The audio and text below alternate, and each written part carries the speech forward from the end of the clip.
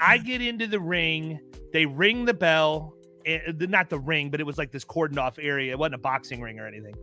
And I get in this area and they ring the bell that it's about to start. And I walk up and I kick the bear in the nuts as hard as I can.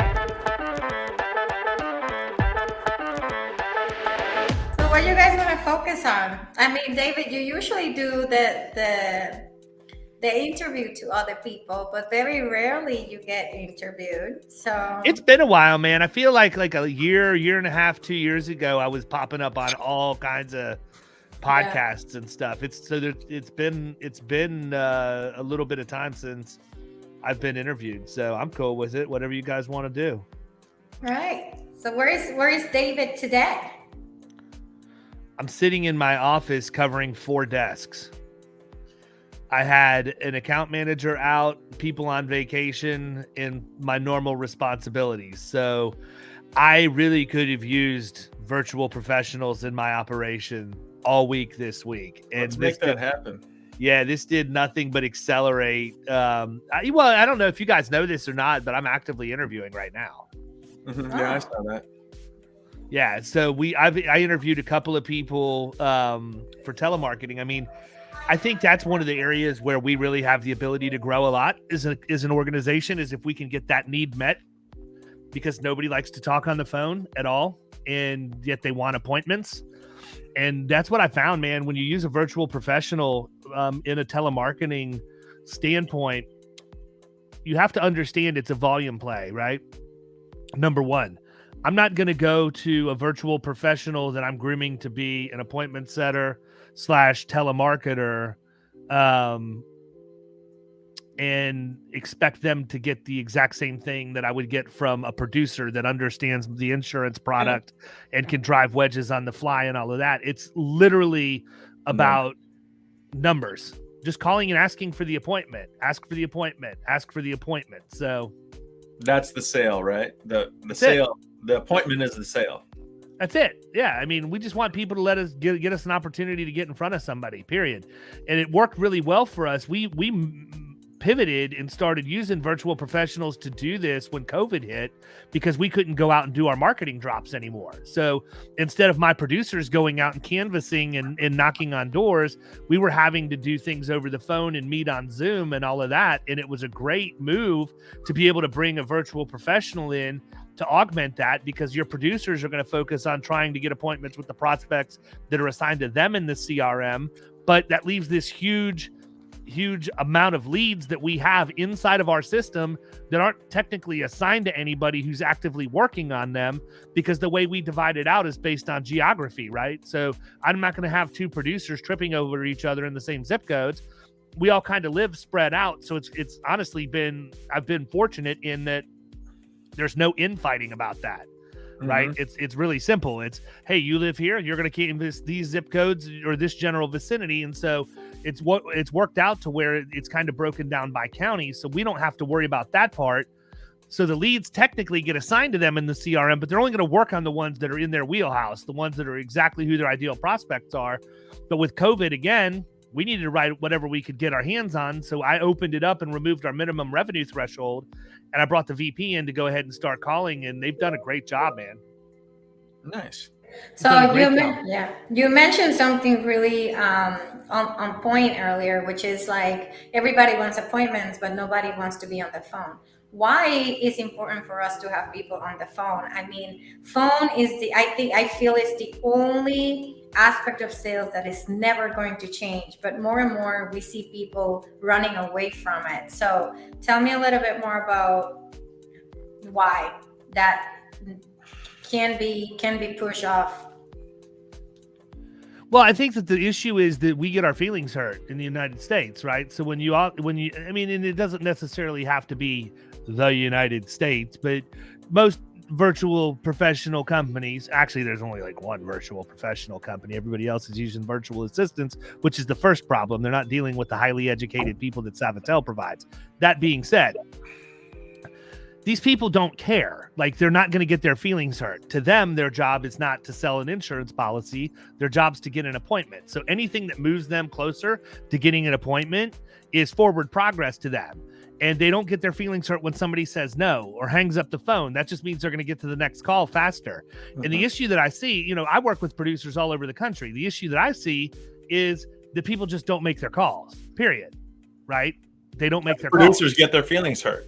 Right. They work up so much to try and get to one. Then they get to one and boom, somebody hangs up on them. Oh, now they have the excuse to not call anybody the rest of the day. Right? Oh, yeah. Whereas how do you navigate, David, you talk about the extra 2 minutes, but do you find sometimes producers take an hour to research a company and then they hang up on them and they're devastated? Yeah, they do anything they can to keep from getting on the phone. Right? They overanalyze. Like you need to do a certain amount of research before you call a middle market prospect? You absolutely do. Do you need to know the middle name of the firstborn son of the CFO? Absolutely not. But like what you said, Monica, I do agree that the phone is more important now than ever in history, because everybody does use messaging and LinkedIn and email to try to get in front of people. When this tool right here, when you talk to someone on the phone, it's magic. And nobody's getting called like they used to. Am I right? Nobody's getting telemarketed like they did in the past because everybody's afraid to pick up the phone. Yeah, no, I would agree with that. Or on the alternative of that, the people that are getting telemarketed are being called by telemarketing firms that are exorbitantly expensive and in some cases have a revenue share on closed business if they have an insurance license, and it doesn't make any sense. So for me, I look at it as, am I going to get as high of a rate of appointments being made from a virtual professional as I would someone who's been a producer for 10 years, has an insurance license, and can understand how to drive a wedge on a fly? Absolutely not. It would be ludicrous for me to make that the standard for a virtual professional coming in, because A, they may not have any insurance experience, probably not 10 years for certain, and B, they're not going to be, I don't want them talking to people about insurance on the phone over the fly.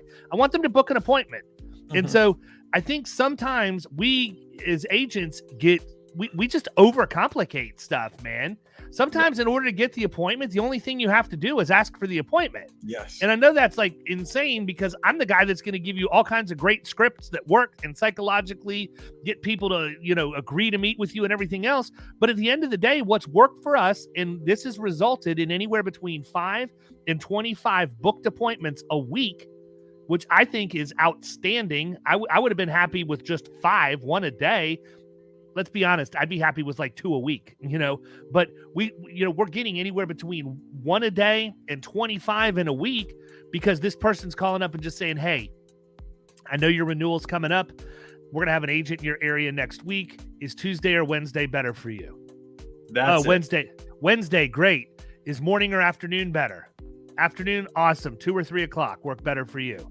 Perfect. Kyle will be there to see you next Wednesday at 3 o'clock. Okay, whatever you end up, and I hope I ran that back right and it came out right at the end, but everybody listening to this should understand what I was trying to say. That being said, they book it, they're on to the next one. And what's nice about it is we have integrated these people into our culture and into our firm. They use our systems. They are trained to use our CRM. They use our phone systems so that we have the ability to go back and listen to those calls and coach and congratulate based on good and not so good. And they just come in every day. They can log into HubSpot. Their call list for the day is there. They make the notes. They have the calls automatically attached to the contact record in the CRM, and they literally just work right down the list. If they don't get a hold of somebody, they know the protocol for setting a task to remind them to call them again. If they book the appointment, they know how to go in and use our calendar link to book the appointment. One of the things we found, and let me just stop for a second, because I think it's important for everybody listening to this to understand this is never perfect when it first starts out. It's never perfect. Anybody that comes in to tell you that they have trained virtual professionals that understand insurance in your management system, and this is going to be seamless if you hire them, do not hire them. Get them out because they're lying to you. Mm-hmm. It's not true. Just because somebody knows how to use Hawksoft doesn't mean they use Hawksoft like Florida Risk Partners uses Hawksoft. There's still going to be a learning curve there, and you're going to have to be able to have some give and take and adjust your expectations accordingly. for us, we found out that we were getting porched on like 50 to 60% of our calls. Our virtual professional would book the call, and then the person wouldn't be there when it was time for the Zoom meeting. Is that their fault? No, it's a problem in the process, right? So I step back and I think to myself, what's going on differently here that isn't happening every other time that I have a call, right? And what the difference was is when my prospects or people want to book time to talk to me about Killing Commercial or whatever else, go to get a hold of me, they're going to use my HubSpot calendar link, right? So our problem was our process. We had the virtual professional using our Outlook. We actually created a separate email called scheduling at Florida Risk Partners for them so that when the dossier with the information about the appointment was sent to the prospect, it came from scheduling. So it looked, like that's what it should be coming from. We had them abandon that, and we sent the information we were going to need or the copy of the proposed agenda and all of that over when we formulated it.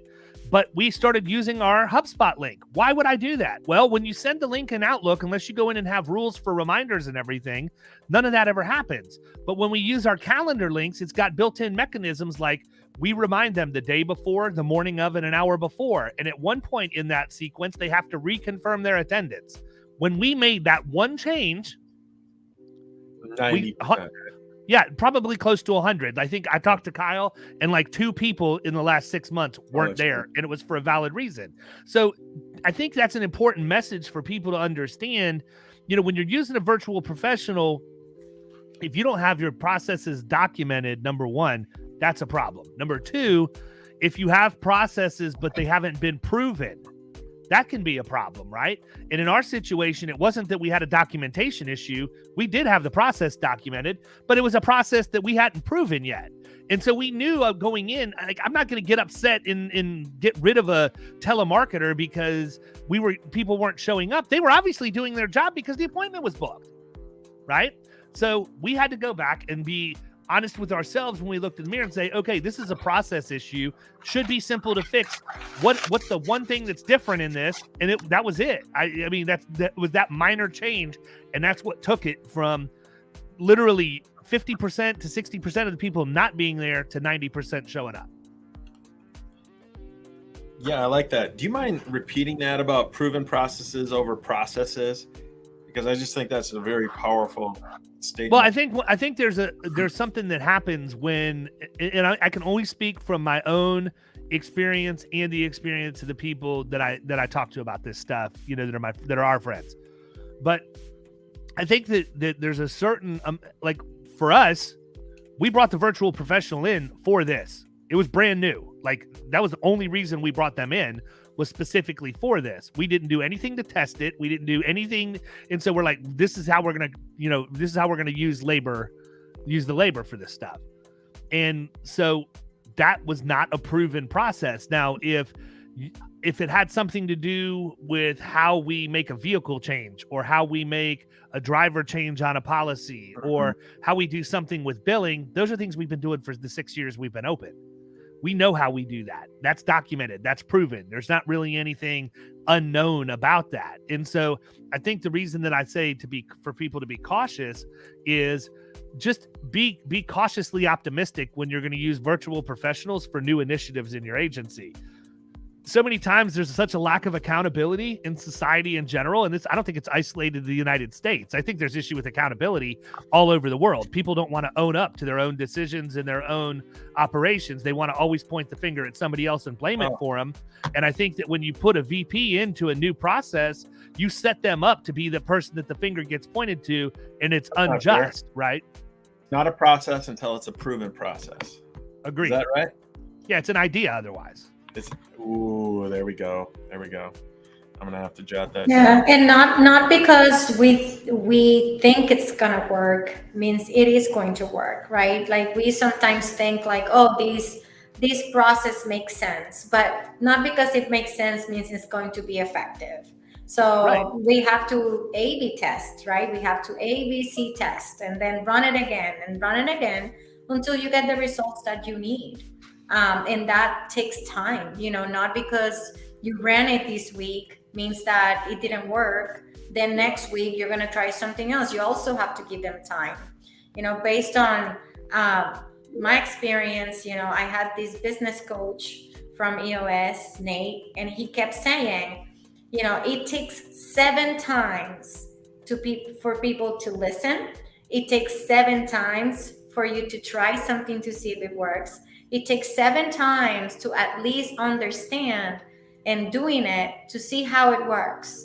So it's going to take a lot more than 7 times to prove, what works and doesn't work in a specific process that you're launching or anything that you are trying to do new in your agency or in any type of, area within it. So I think you're totally right. Proven is what makes the difference. Amen. Yep. How's your day going, David? It's all right. I think before I answer that, I do think that, there's another sort of phenomenon that I've seen where people think that they can get rid of a problem employee and replace them with a virtual professional, and that's going to solve all their issues, right? You've got somebody who's not been doing their job. They've not been performing based on what your impression is. And you're like, hey, you know what? I'm just screw this. I can do this a lot cheaper. I'm going to bring somebody in from the outside and stick them into this position. And guess what? That person doesn't work out either. Then you find out after the fact, it wasn't actually the other person that was the problem. It was your process that was the problem. And I mean, everything in our world breaks down to process. Talk to Billy Wagner sometime if you want to talk to somebody about process. This guy's got a process for, everything in life, period. Mm-hmm. I love it. So, yeah, man, how's your day going? David, everybody knows everything about you. I want you to tell our listeners something that nobody knows about David Carothers. Something that nobody knows. I'm sure you got a lot of stuff. It's tough, man. It's tough. I'm an open book for the most part. I think about the stories I keep to myself in a public forum, and usually there's a reason for that. Probably the one that, and even I've shared this with a few people, but the one that most people probably haven't heard is that I wrestled a bear in college. All right, let's hear this story. Here we go. Yeah, this is what you were looking for, man. This like some Frank the Tank stuff after. We just went from being somewhat professional to the WWE in the matter of one question. So there was this bear that used to travel around to the bars and the malls. His name was Terrible Ted. And it was $100 for you to wrestle him. But if you pinned him, you got $10,000.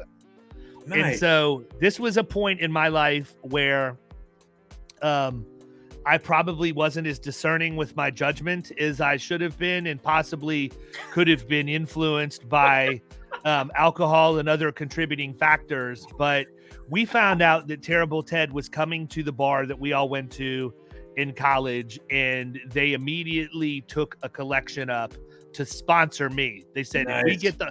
And I mean, listen, man, we're talking about the early 90s, West Virginia. $100 was like $1,000. Oh, heck yeah. Like, it's not like college kids in West Virginia were just, scraping up that kind of money out of their couch cushions. So it was a big deal. And so they sponsored me for $100. There was some rules around it. I had to wrestle the bear shirtless. I had to go in with the painting of Kamala, the Ugandan giant, on my chest and stomach. Like, I had to go in with all of that going on. And the safety mechanism that they had was they had a hoist in the ceiling, and the bear had a collar, so that when the bear knocked you down and got on top of you, they could just pull on the leash and the bear would come off of you. I mean, it was not, people from PETA probably would not like the situation, but it wasn't as bad as what it sounds either. Okay. So anyhow, sorry. So I'm in this bar, and I'm baseball team. Oh yeah. Nice. Of course it was, man. Why'd you even you do that before you ever asked the question? That's who does stupid stuff like this. And so there's so many stories I could tell about college. Anyhow, so I'm in there like 10 people before it's going to be my turn. And I watch them. And this bear is just hauling off and just showing the pimp hand to everybody, just knocking them across the room every time they get in. And the problem is people didn't realize the physics of the whole thing, right? A grizzly bear, when it's standing on its hind legs, is over 7 feet tall. So literally all the bear had to do, if you got anywhere close to it, was lean on you with its paws on your shoulder at about a 45-degree angle, and your back wasn't going to be able to support the weight. So I'm like, these guys don't have any sense at all. You know, they're all going in and they're trying to engage with this thing. Nobody all has tried kicking this thing in the nuts. When I get in there, I am going to take 3 steps and I am going to kick it as hard as I can in the nuts. And So he wasn't neutered, huh? So that will disable it. And then I'll be able to do what I can to try and like throw my shoulder in. Maybe it'll come down onto all fours and I can put my shoulder into it and knock it over or something like that. So I get into the ring. They ring the bell. Not the ring, but it was like this cordoned off area. It wasn't a boxing ring or anything. And I get in this area and they ring the bell that it's about to start. And I walk up and I kick the bear in the nuts as hard as I can. And when I woke up from that bear knocking me colder than a wedge 10 yards across the place, I was an instant legend in college. It didn't matter. It didn't matter if I if I pinned the bear or I lost. Either way, it was a win-win for me. You're the guy that kicked the bear in the nuts. So that was it. I'm the guy that got into the ring with the bear in college. Is it right hook or what? I really don't know, Troy. It hit me so hard, so fast that you pissed him off, man.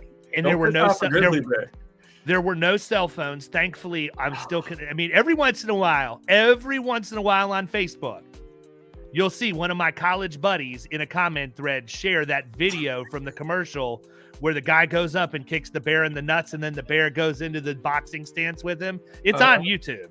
It's like a Geico commercial or something. But anyhow, yeah. So that was me. That's a story that nobody probably knew. Beautiful, man. Oh, that's awesome. That's awesome. Appreciate it. I'm so glad I went to college at nighttime.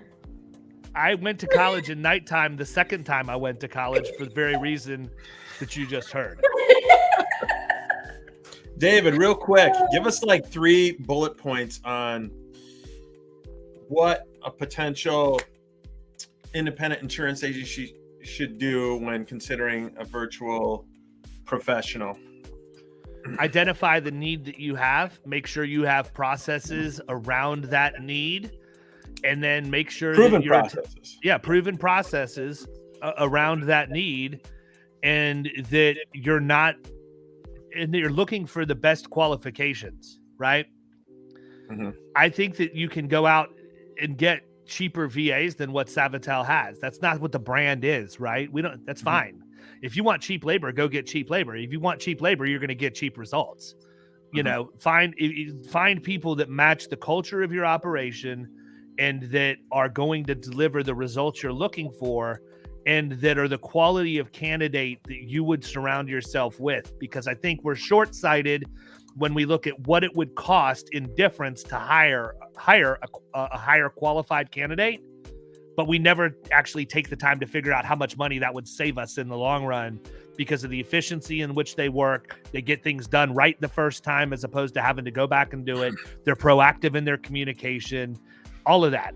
And one step further, with that level of education, they can come back and feel comfortable about telling you things they would do to improve the process. Proactivity, right?